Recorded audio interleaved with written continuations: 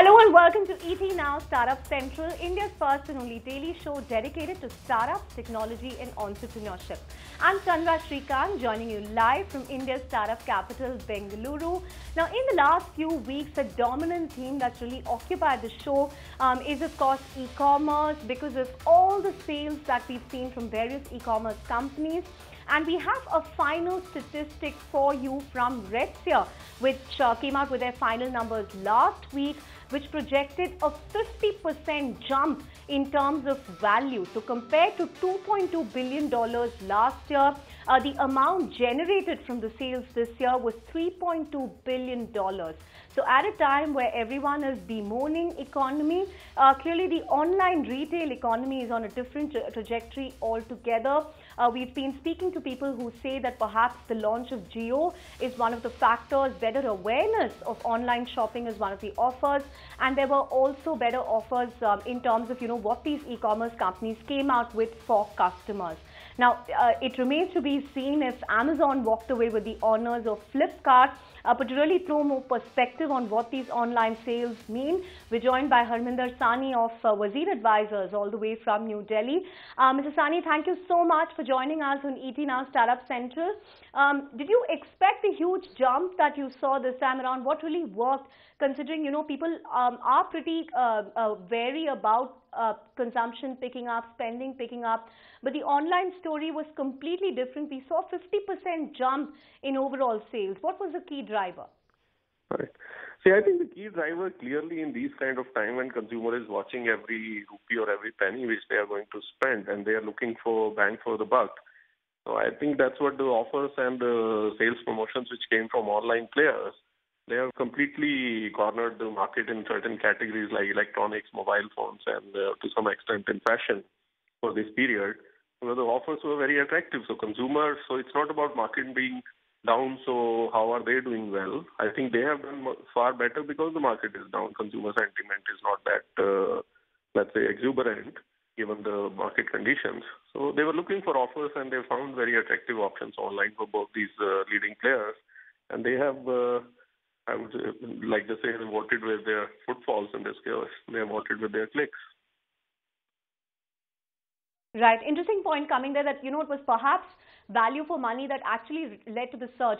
Now, we've had two contrasting accounts come in from Flipkart and Amazon on, who really stole the show. We had Amazon's Avnish Aggarwal last week, who claimed leadership. A week before that, we had Flipkart CEO on the channel saying that, they walked away. From where you stand today, sir, is it really possible to say, who cornered a bigger share of these online sales? Because even Redseer is not coming out with that final number on, who won and how things panned out for Paytm Mall, which was the third player here.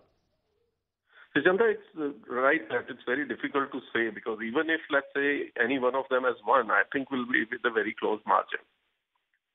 Because I think both these players, they have put in their best foot forward. They have spent aggressively on marketing as well as on the promotions and whatever possible they can do to attract the consumers to their online stores.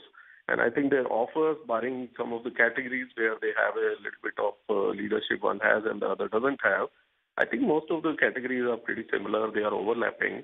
And I think consumers, most of the consumers, they with this aggressive marketing, they would have checked out both of them for every single purchase they are making. So they are looking for best value. It's just between the two. It's not that they have to go to 10 different sites to find the best price. It's between the two you have to find the best price or the availability of the product which you are looking for.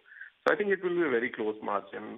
At this stage, if you ask me, while it's an interesting thing to have that these two players are competing and we want to know who has won, but at this moment, looks like clearly the online has won over the offline, and that's what should be the clear message. Who between the online players have won?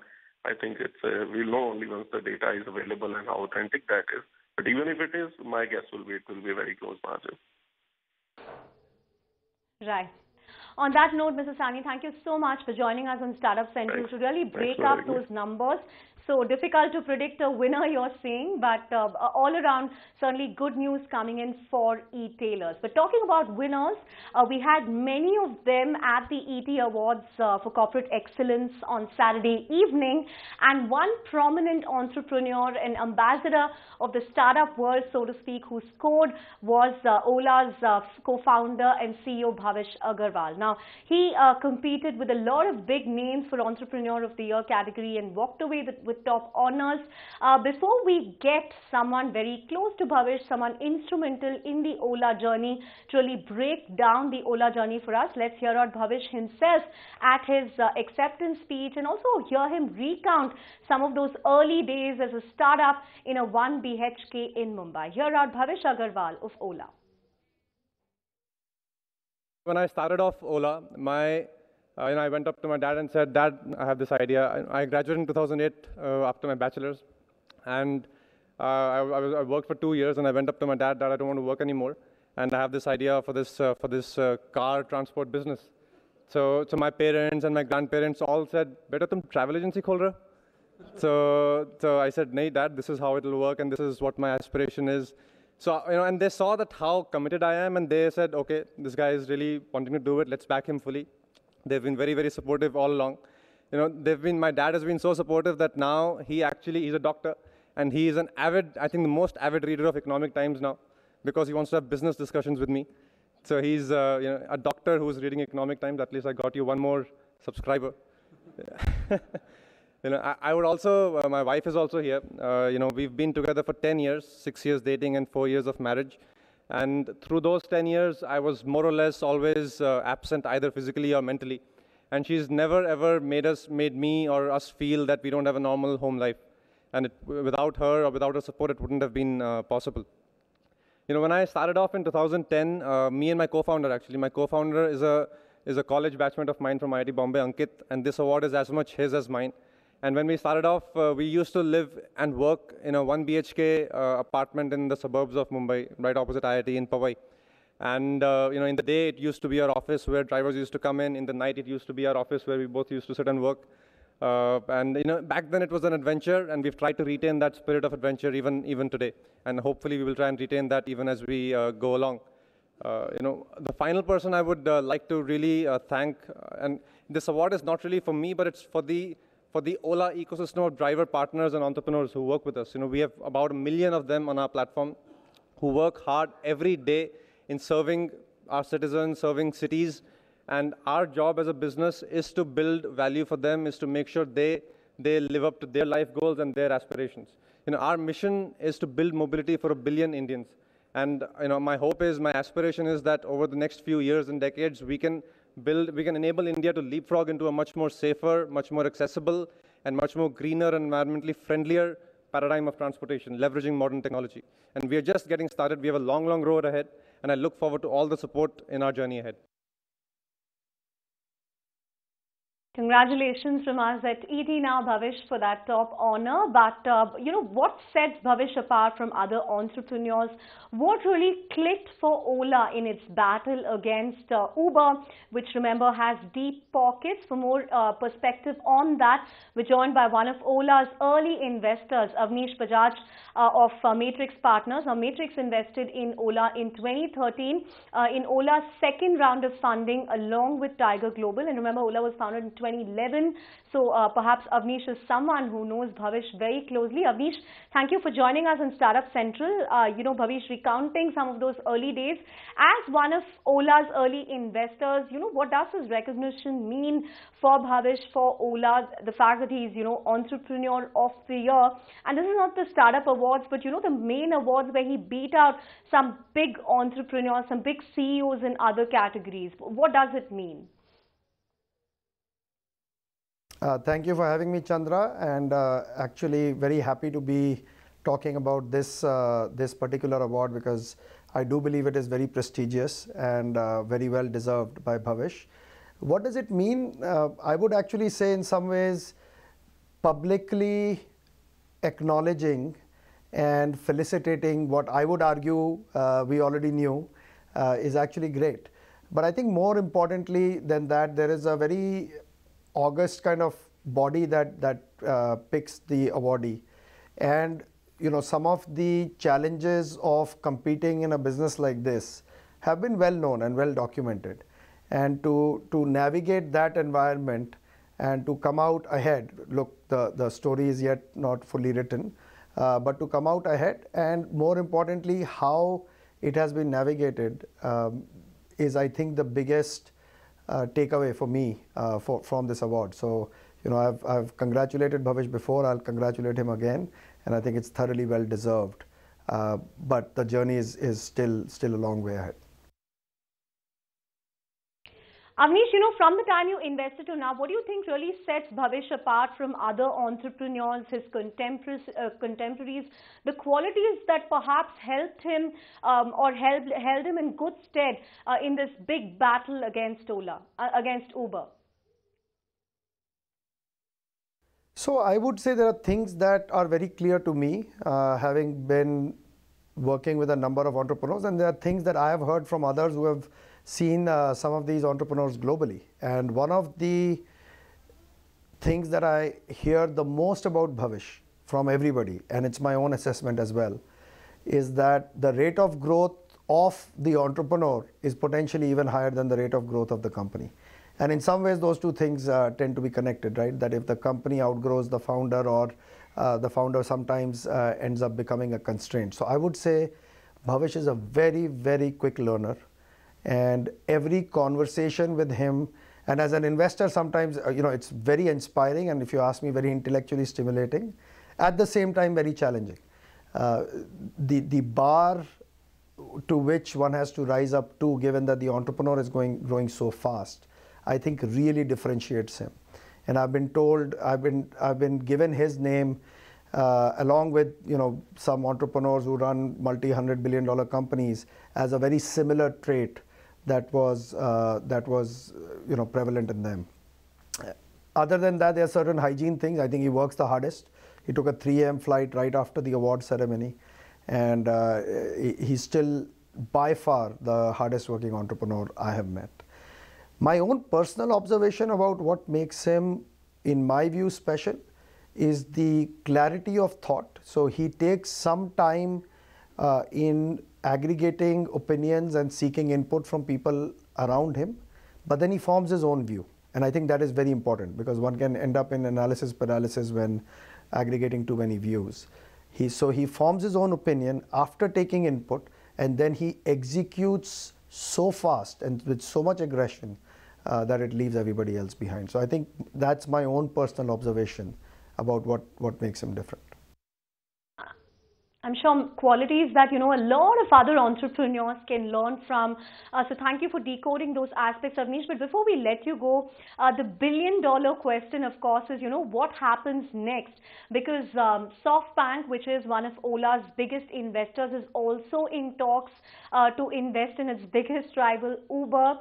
Ola itself recently raised $1 billion from SoftBank and Tencent. So how will this really change the market dynamic in your view?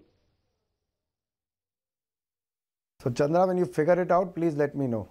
So look, I'm not going to announce any funding on TV, but I will tell you that I will just quote from your own newspaper, where SoftBank management was quoted as saying, in the context of the Uber investment, and it's their business, I'm not going to comment on that. What I will comment on was the comment that was made with respect to Ola, and not just Ola but also OYO, where it was very clear that this was, Bhavish was spoken about, Ritesh was spoken about, and how SoftBank is fully behind these companies. But let me frame this a little bit differently. I believe that what one has to think about is, did Uber ever have a challenge with raising money? The answer is no. Has Ola ever had a challenge raising money? As you know, we have announced multiple rounds, so clearly not. So I think as long as both these businesses are capitalized well enough to achieve their vision, ultimately the better execution will win on the ground. And so far, it's been apparent where the market leadership lies. But beyond a point, I don't think a particular investment by any investor in any other company would change that overall narrative, which is about local execution as long as people are sufficiently capitalized to execute to their vision. On that note, thank you so much, Avnish, for joining us on Startup Central to decode not just Bhavish Aggarwal, but what sets Ola apart. And as Nandan Nilekani likes to say, do not underestimate the power of execution. So we'll see who executes better, but don't go anywhere, because after e-commerce and cab aggregation, the other startup that's really rising with India, so to speak, and wants to put a rover on the moon, we're talking about Team Indus, this Bangalore-based startup. After we come back from the break, we take you inside their command center right here in Bengaluru to give you a sense of where they are as far as putting that rover on the moon next year is concerned. Stay tuned.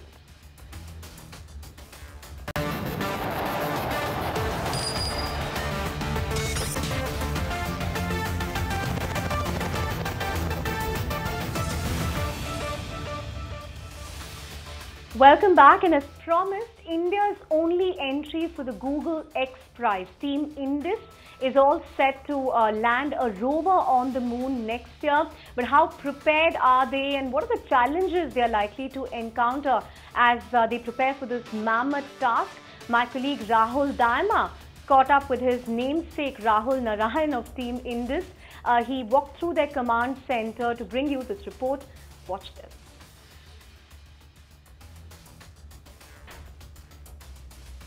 It's been a long journey. We're over 6.5 years into this.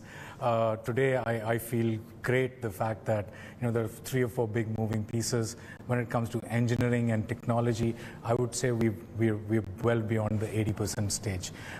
This is something that I couldn't have imagined a few years ago, but now we're well beyond 80% stage. We've finished most of our testing. We understand how the lander will behave. We understand how the mission will be operated. We understand a lot of that. So now this is on a straight path to be able to integrate the flight spacecraft for us. The second big piece, obviously, is the mission control. So you're in our mission command center. This is the first version. We've created a simulation environment here whereby we will be able to test how the mission will run when it is actually when the spacecraft is actually flying to the moon. The third part obviously is fundraising. We've been doing a bunch of stuff, bunch of interesting conversations that we're having, and we're trying to bridge the gap between now to launching. The last part, and last but not the least, is the whole compliance and the insurance associated with it. So that's something that being a private space exploration mission is a greenfield territory, because till date all space exploration missions have been government. So that's something that we continue to work with, and we're learning as we go along. Launch date, the mission date, so to say, I think is pushed to March 2018. So what sort of a timeline are you looking at? Because it's not about getting there first, but also about getting the entire mission right. So, what would the plan be on that front? Yeah, so from a competition perspective, I think we've been, the competition field is down to 5 teams as of January 2017. We were the first team to be reviewed by the judges, and they came and spent a full week. They looked at all aspects of it: preparedness, risk management, reliability, contingency strategies, so on and so forth. So from that perspective, I think we're first through the door of the judges, coming in and doing a pre-check on where the teams are. In terms of how much you have raised till now, how much would you really require? I believe 50% of what you require is already in your kitty. You have good names backing you. You have Nandan Nilekani, other individuals who sort of are very passionate about the idea. But of course, you would need money, and a lot of money to get this going. So what's the plan on the fundraising front? So space missions are expensive. Yeah, let's get that out of the way. Yeah, quite expensive, very expensive. Yes, let's get that out of the way very quickly. And we're a little beyond the 50% fundraise mark. And I spoke about some conversations that we're having right now, and these are conversations which are expected to lead into money that helps us breach the gap that going forward. So I feel confident that we will be able to convert some of these. They're taking a little longer than expected, simply because this is our biggest strength. Is the fact that this is unique and happening for the first time in the world and happening out of India. But it also is the biggest weakness, that this is the first time. You don't get a second shot at this, you don't get a third shot at it. So So the fact that, we're trying to work with corporates, we're trying to, help them figure out how is it that their brand can leverage and enhance what this mission means and what it does. I think all the funds that we've raised till date have been on the basis of what this stands for. What's that one question that you've been asked too often? Is it what we ask you, why would you do? You have no background in terms of space. None of you who started off did. So, what is it that people really ask you quite very often? I think the why question is the most frequent question which is asked, and the answer for that usually for me especially is the fact that, it is the underlying spirit that all of us embody as a team, which is, at some point you have to stop asking who's going to do it and start asking why can't I do it. So for me that was it. It is, be the change is what we talk about, and we say, to make a change, to change something outside, you have to bring about a change for yourself. So that is the most frequent question which is asked. And then obviously the next question which is asked is how did all of this come together? And